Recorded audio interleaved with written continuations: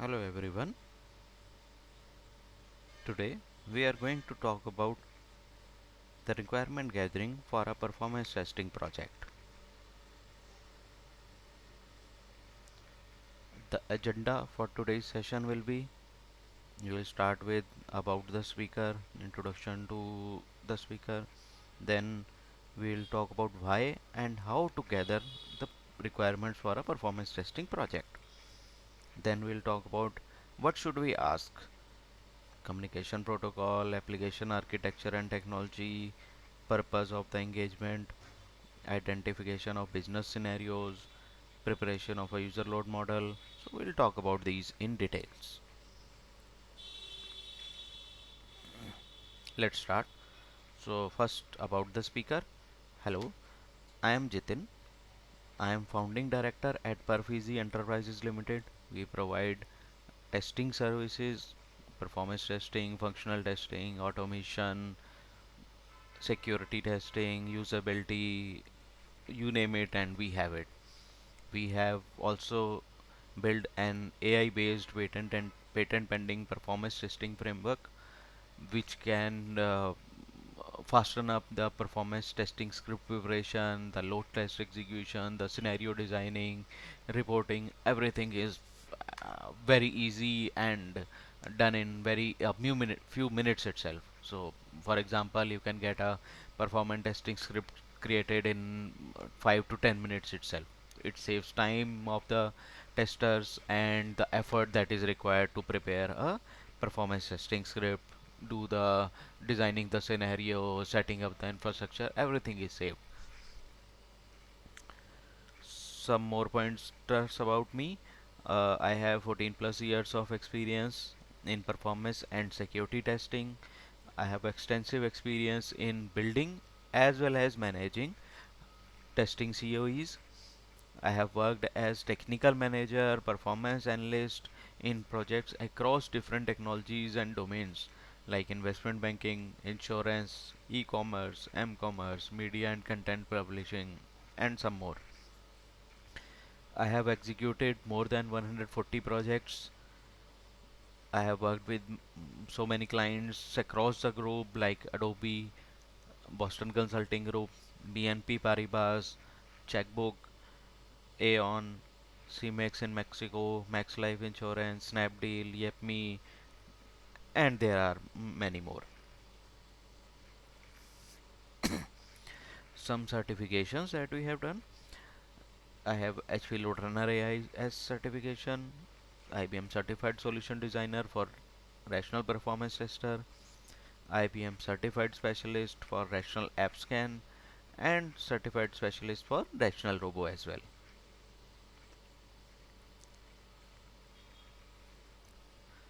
Now let's move on to the topic of today. Why and how to gather the requirements for a performance testing project. First of all, we will talk about why requirement gathering is important. See, requirement gathering is not anything very specific to performance testing or a testing. It is being done in every industry, it is being done in every project, it is being done in every place. So, requirement gathering is very important for development, testing, everywhere because it would help us in getting the detailed understanding of the requirement and we will be able to finalize the scope for the activities. This is very important to make sure that we finalize the scope. There should be no ambiguity in the scope that what we are going to do and what are the deliverables that we are going to share. Based on the proper understanding of the requirements, we can make sure that the tool that we are going to use or the profilers or the APM tools or the utilities that we are going to use are compatible with the application technology, the database, app server, whatever is there. So we can confirm that the feasibility is there and the tools, utilities, whatever we are going to use are compatible with the application. And once we know what tool to use, which resources to add, which profilers to use, we can create a proper performance testing approach as well. Once the approach is finalized, we can give the effort estimates, the timeline, schedule of the activity, as well as the cost estimation. So, gathering requirement is very important. How we do it in a practical scenario? We have already created a standard performance testing questionnaire which we share with the client initially, and we get some initial information from the client as a response to that questionnaire.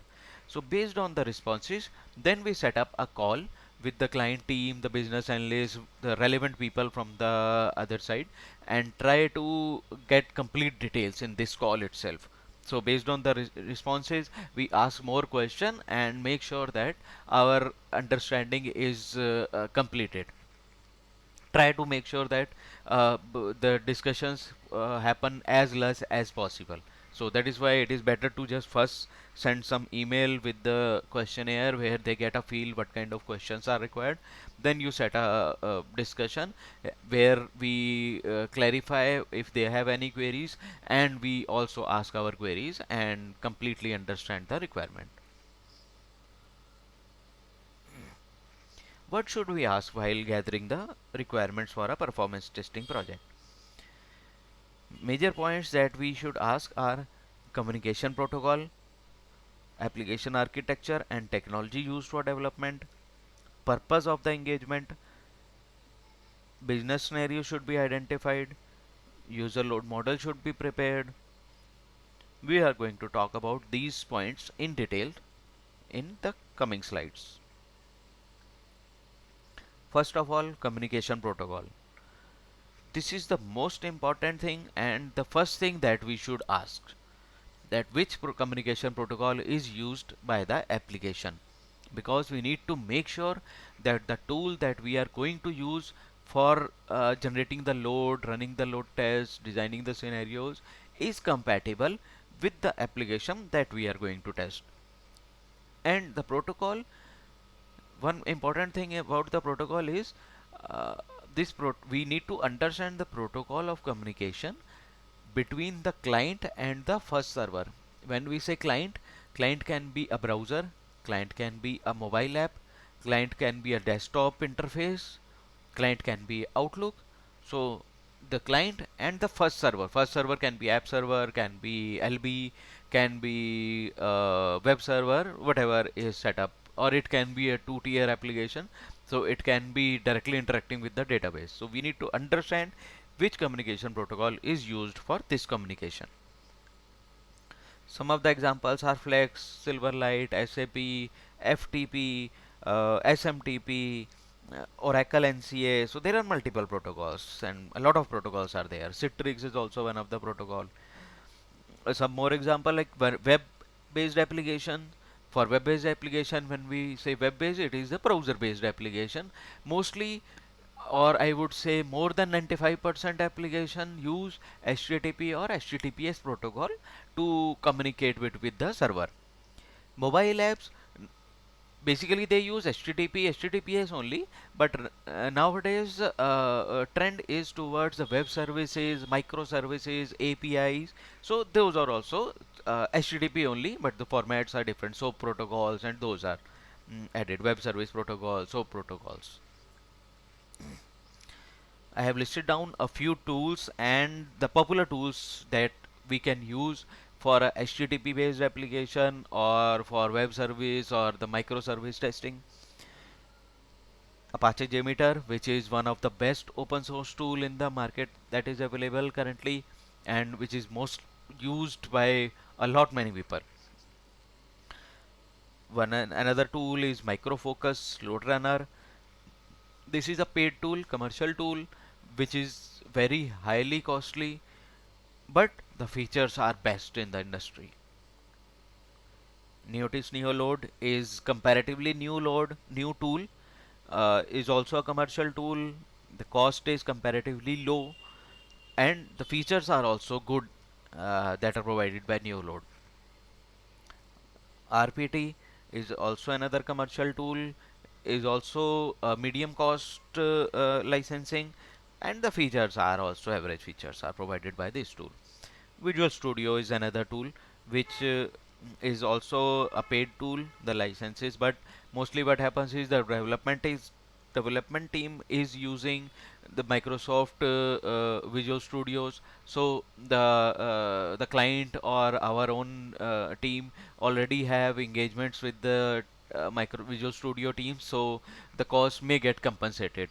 And many a times for .NET applications, the Microsoft technology based applications, Visual Studio works like wonder.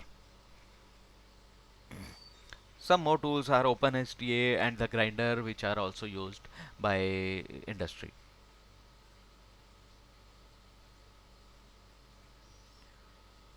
Second thing that we need to understand is the architecture of the application and the technology used for the development. Let's understand. When we say architecture, it can be a 3 tier, 2 tier, 4 tier. So we need to understand how the interaction between the components are is happening. First of all, we should understand what technology is used for application development. It can be Node.js, it can be .NET, it can be PHP, it can be Java. Which database it is used? SQL Server, MySQL, Oracle, Postgres, application server or a web server, Apache, IIS, Tomcat, which server is being used. Another important thing is to understand the platform on which these components like the database, app server, LB, whatever components are there are installed. Is it a Windows machine or a Linux machine? We also need to ask the versions of the database, app server, Windows or the Linux versions. In complex applications, there can be more architectural components like load balancer, MongoDB, Solar search engine, middleware. So we should also ask and understand about those components as well, and what is the purpose of it and where these components are used. One of the most important thing, or if we do not ask and if there is any encryption in the requests that are sent from the client or the responses that are received from the server, if there is any encryption, this may hamper our project delivery because we may not be able to prepare the scripts without adding any custom code or creating any utility or something. So this is very important to understand if there is any encryption used for sending or receiving the requests or responses. So this is very important to understand the encryption.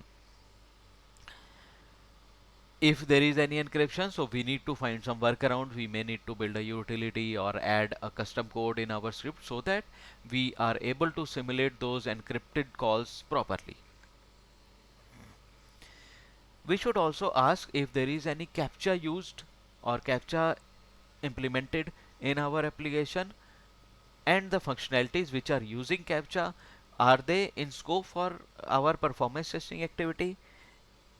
If yes, we should ask them to get it disabled or removed.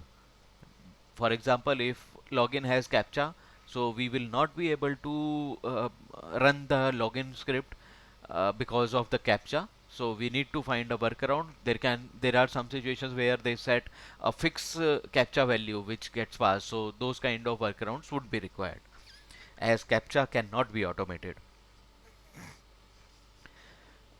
Another important thing to understand for a performance tester is the batch processes or the cron jobs, or if there is any scheduler that is there. So we need to understand if there is any batch processes there and the schedule of that batch process, when those batch processes or the cron jobs are going to run. If they are going to run in parallel to the users, when the users are accessing the application, we should also simulate those when we are running our load test. If the cron jobs or the schedules are going to run during off hours or the downtimes, etc., so then we may not include these things in our scope of testing. There is one question. So why do we need? So if we talk about like in the previous slide we were talking about the communication protocol. So let's say we have a web application and it is using HTTP HTTPS protocol, and JMeter is a compatible tool, or a load runner is a compatible tool that we are going to use. Using load runner, JMeter, Neoload, whatever tool, we can simulate the load. We can get the response time for the pages, requests, etc. We can get the throughput statistics, we can get the pass fail statistics, and we can give the performance benchmarks till with how many users my application is meeting the expectations, the SLAs, and when it starts failing, and when is the breakpoint. So we can give all the details, how much throughput the application can handle, without even knowing what database is there at the backend, which application server is there, if it is a Windows or Linux. Without even knowing, we can give the these information. So do we really need to ask these questions? Yes. First step when we need is for if in case we only need to do the performance benchmarking, where we are going to give the response time statistics, the throughput, etc. So for there also we need to understand a comparative view between the production environment and the test environment on which we are running these load tests.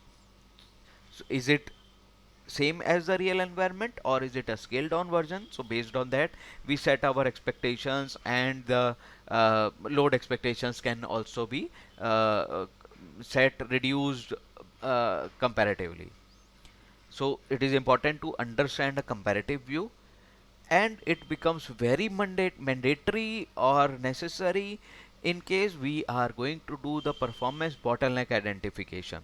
So we have to understand the database, we have to understand the technology, we have to understand the application server, the platforms, etc. Then only we will be able to finalize which tools should be used, which profilers to be used, which utilities to be used, which resources or the people we should deploy on this project, who have the capability to monitor and identify the bottlenecks for these kind of technologies.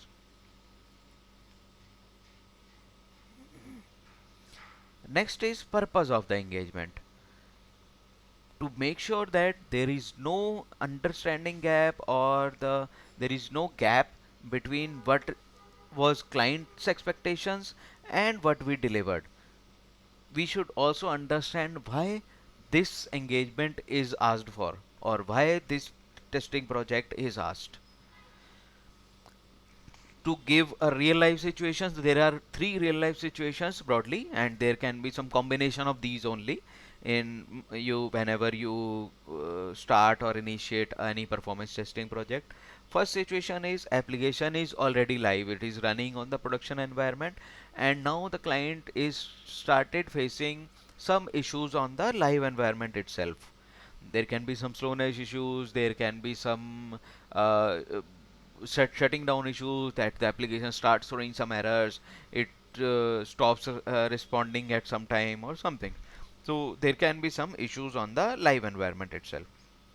Here we should go for performance bottleneck identification as a first step. We make sure that why these issues are happening, and then we should give a new performance benchmark to, and so that they know how much load or how much volume our application will be able to sustain. How we do this bottleneck identification?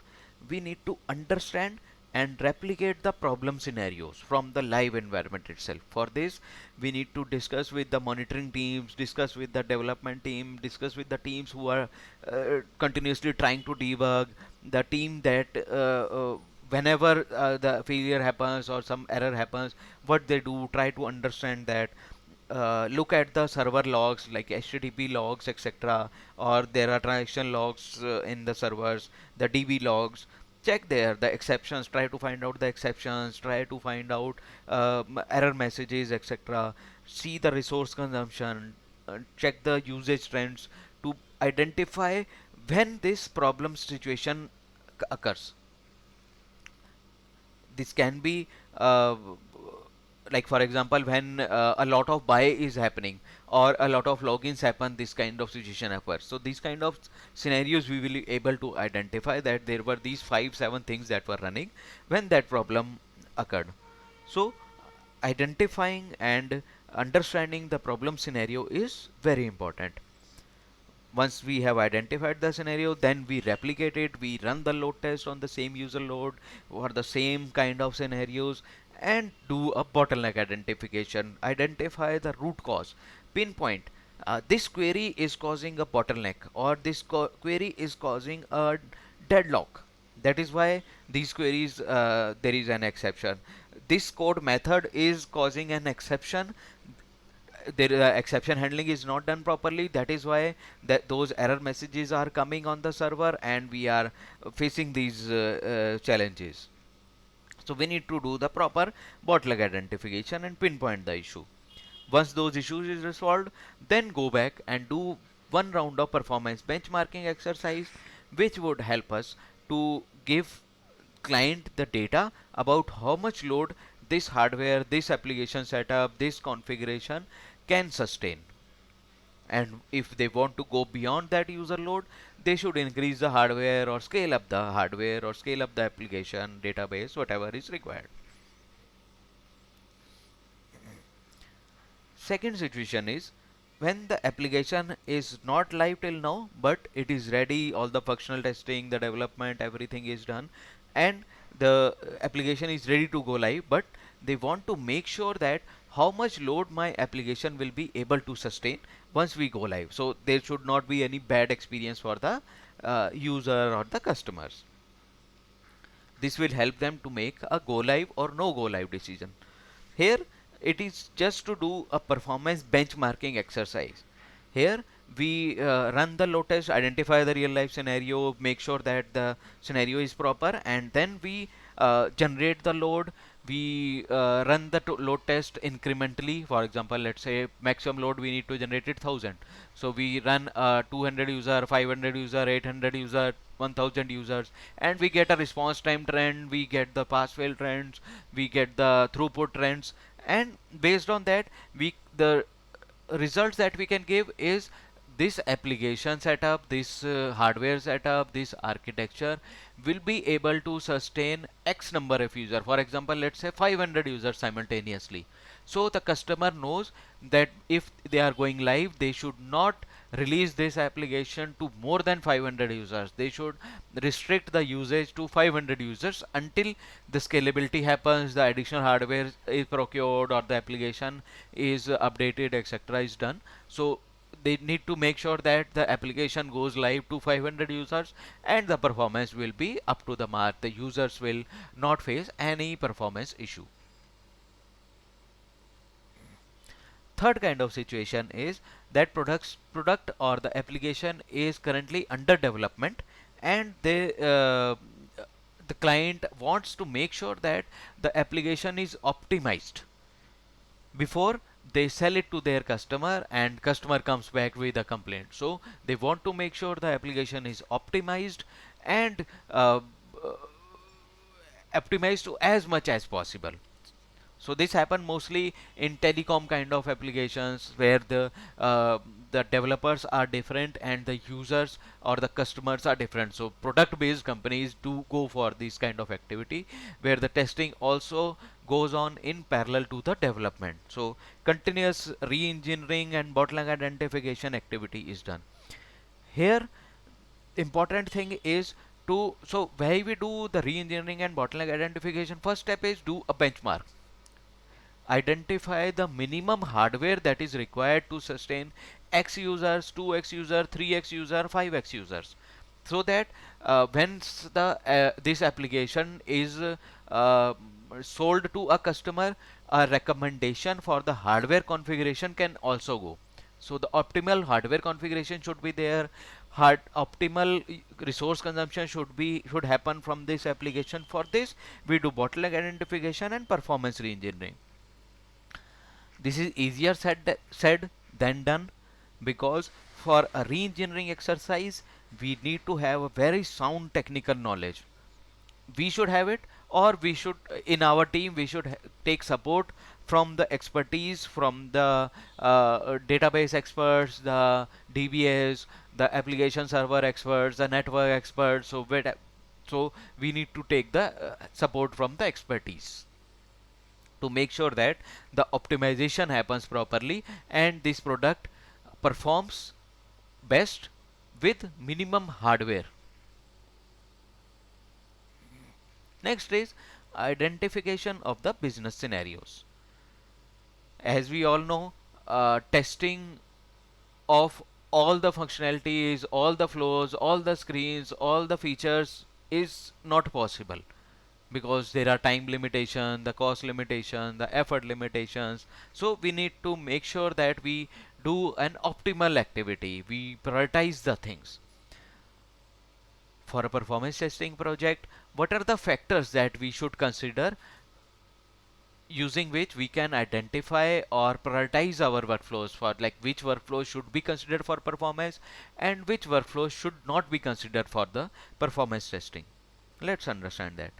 First one is the workflows or the activities or the functionalities which have high number of users, which will be used by most of the users, should definitely be in scope for the performance testing activity. Similarly, the workflows or the transactions or the functionalities which process a lot of records, the large number of records are processed during the real usage itself, the timings are also the same, then we should also consider those workflows into our performance testing scope. Third important thing is critical business flows. When we say critical business flows, take an example of an e-commerce application. In e-commerce application, most of the load is on the product details, the deals, the comparison of the products, the price comparisons, those things are there. If a person goes 10 times into an application, he would buy only 2 or 3 times. So mostly the if 100 users are accessing the application, out of these 90 or 95 users will only view the details, view the products, multiple products before they buy. So only 5 to 7 people would buy out of 100 users. So if we see those statistics, the login, register, checkout, those functionalities are very less used, but they are very important from the business perspective. If the user is not able to log in or he is facing problems in while logging in, the buy cannot happen or a checkout cannot happen, or if register is not happening, he will not able to log in and he will not be able to buy anything. So it directly impacts the business, it directly impacts the revenues of the client. So those flows which are important from the business perspective, that should also be considered. They may be less used, but they are important. There is one more situation, may or may not happen in many of the cases. The business flows which are having high visibility, there are some activities, some MIS, some reports, or some transaction that are being done by the higher management in the organization, or which are high visibility. A CEO is using an MIS. So those kind of functionalities should also be considered, so that there are no escalations from the client side. So this becomes a little important thing. The last thing is to prepare a user load model. This is also called as workload modeling, user load modeling. So, and this is a very important thing in performance testing activity. If we create this user load model correctly, our load test results would be correct.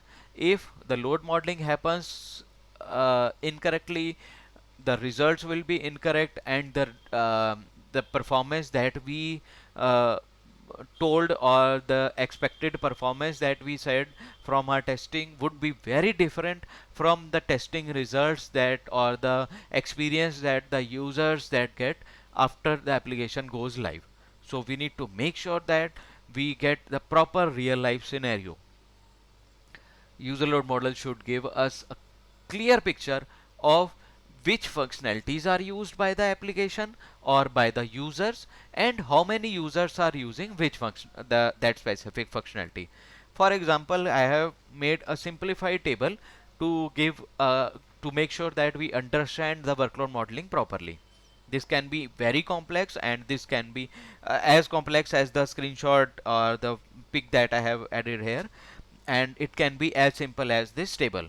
So here we are collecting the peak hour statistics. So if we simulate a peak hour usage, the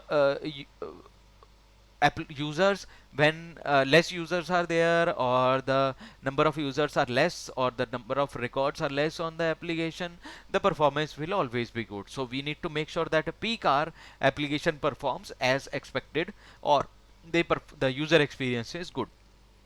Here, see the peak hour statistics. So these are the top 5 flows that we have identified based on the factors that we were discussing in the last slide. First is the user load. Where the user load is high, the most of the users are doing search and view product details, or category and view product details. They go to select a category and then they view a product. They do a search and product details are looked at. They go to a deals category or those kind of things. So these are most used: search view product and category view product, where most of the users are working, or most of the users are using these two workflows. So we have given around 40% users to this. Then comes the important features, or the business critical features. Business critical features are deals.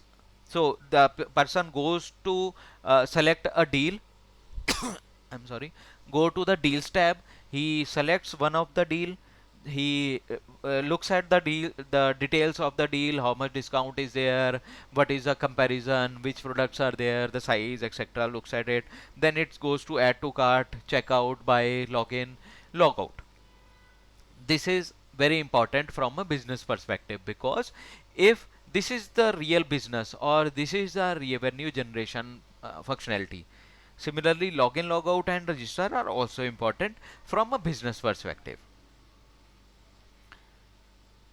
So this is the data. Here, one of the important thing while we are doing the test is to understand the database size also. We need to make sure that the database size is similar to what the database is on the live environment, or which is expected to happen on the live environment. For example, here for this particular flow, the third one, will view product details are happening, the search result should give at least 300 products. So we should have that kind of inventory already there in our application, that for a search the results are at least 300 products are displayed. Similarly, for the category and view product, the category should have at least 500 products, so that the database is also, the database queries, the load on the database application server, these displaying the records on the front end, etc., sending this data from the server to the client happens properly, and we are able to test it properly. Similarly, the deals, every deal should have at least 50 products. And the database size, the total number of users in the database should be equivalent to the production environment. The total number of products in the database should be equivalent to the production. The total number of transactions that have happened before we start the load test execution should also be equivalent to the real life environment. So these things are very important.